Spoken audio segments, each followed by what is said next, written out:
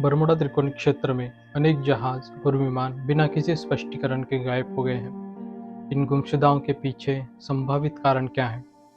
यह रहस्य षड्यंत्र से भरा हुआ क्षेत्र उत्तरी अटलांटिक क्षेत्र में पश्चिम में है।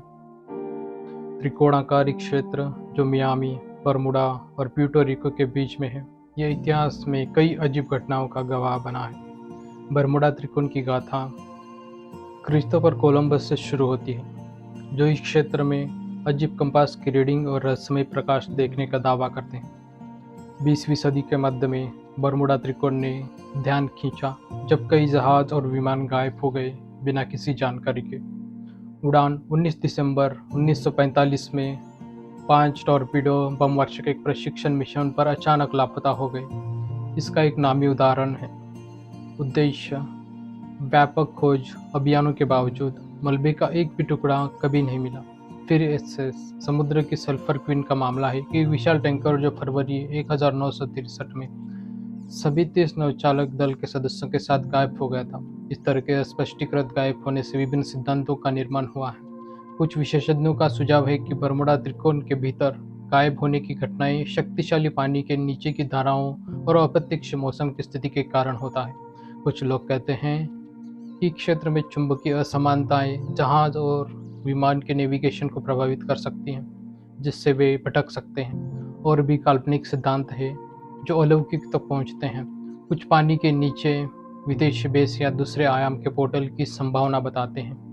ये सिद्धांत भले ही तथ्यों पर काम आधारित हो, फिर भी बरमुडा त्रिकोण की रहस्यमयता और आकर्षक को बढ़ा दे रहते हैं। विज्ञान की गहन जांच पड़ताल के बावजूद बरमुडा त्रिकोण अभी भी गहन अध्ययन रहस्यमय पहेली के रूप में विद्यमान है।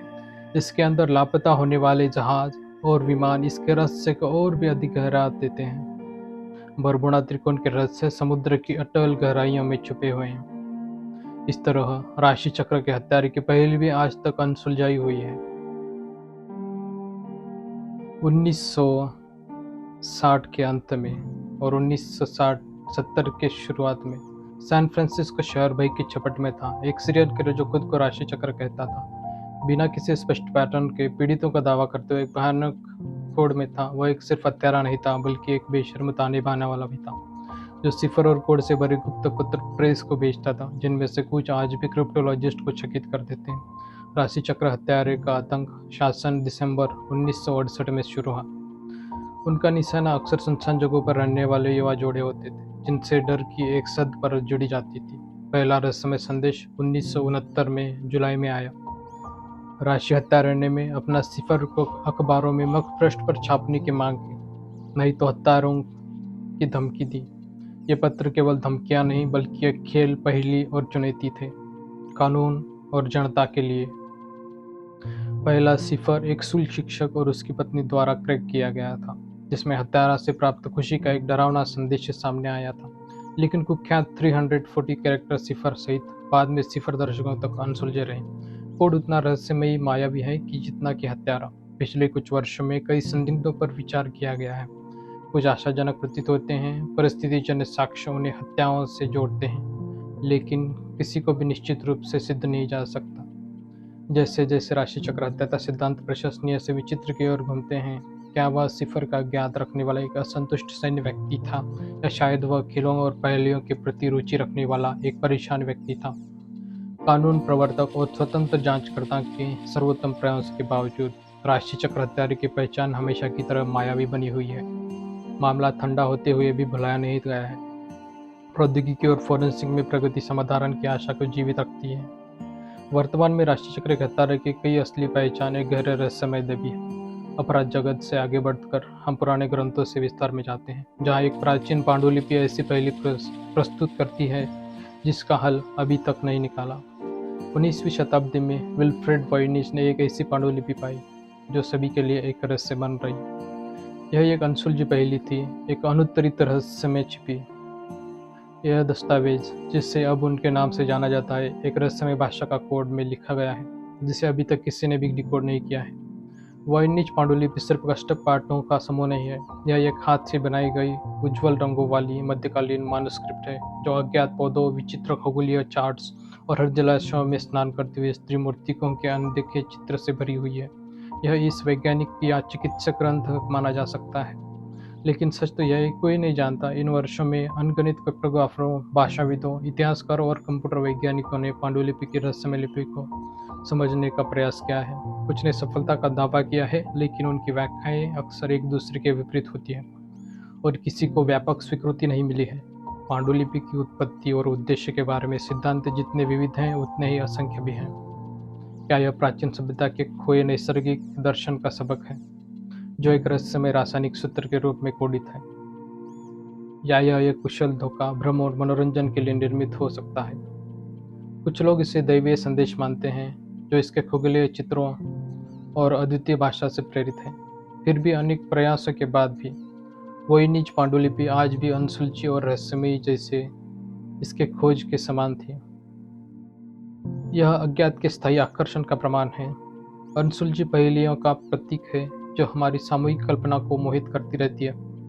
यह एक अनुस्मारक है कि ऐसी दुनिया में जहाँ जानकारी अक्सर बस एक क्लिक दूर होती है, वहाँ अभी भी ऐसे रहस्य हैं जो उन्हें समझने के हमारे सर्वोत्तम प्रयासों का विरोध करते हैं। इसकी अवर्णनीय भाषा और गहन चित्रण के जरिए यह यात्रा दस्तावेज विशेषज्ञों और कोड विश्लेषकों को आश्चर्यचकित करता रहता है। अब हमारे अमेरिकी इतिहास के सबसे बड़े रहस्यों में से एक और बढ़ते हैं, जो है रानो की कॉलोनी का अदृश्य हो जाना। 16वीं शताब्दी के उत्तरार्ध में 117 अंग्रेजी निवासियों का एक समूह जो रोनिक द्वीप पर पहुंचा, जो उत्तरी कैरोलिना के तट पर है। जॉन वाइट के नेतृत्व में अभियान नई दुनिया में पहली स्थायी अंग्रेजी बस्ती स्थापित करने का एक महत्वाकांक्षी प्रयास था। हालांकि जब वाइट आपूर्ति के लिए इंग्लैंड की यात्रा से लौटे तो उन्होंने कॉलोनी को सुनसान पाया। वहां उन यात्रियों का कोई निशाना नहीं था जिन्हें कोई 3 साल पहले छोड़ा था। उनकी किस्मत का एकमात्र संदेश लकड़ी की चौकी पर खुदा हुआ एक गूढ़ संदेश था। क्रोएशियाई भाषा में क्या एक आपात सूचना थी, किसी स्थानीय जनजाति के स्थान मिलने का इशारा था, या सिर्फ एक ध्यान भंग करने वाली चीज थी? सिद्धांतों की भरमार है, हर एक पिछले जितना ही रोचक है। कई सोचते हैं कि स्थानीय अमेरिका जनजातियों ने उपनिवेशवादी को मारा। कुछ का कहना है कि बीमारी का भूख से मृत्यु हो गई। एक और विचार है कि उपनिवेशवादी स्थानिक लोगों में मिल गए, उनकी संस्कृति अपनाई। क्रोएशियाई संकेतों से कुछ को लगता है कि उपनिवेशवादियों ने हेरेटरस क्रोएशियाई की जनजाति का आश्रय लिया।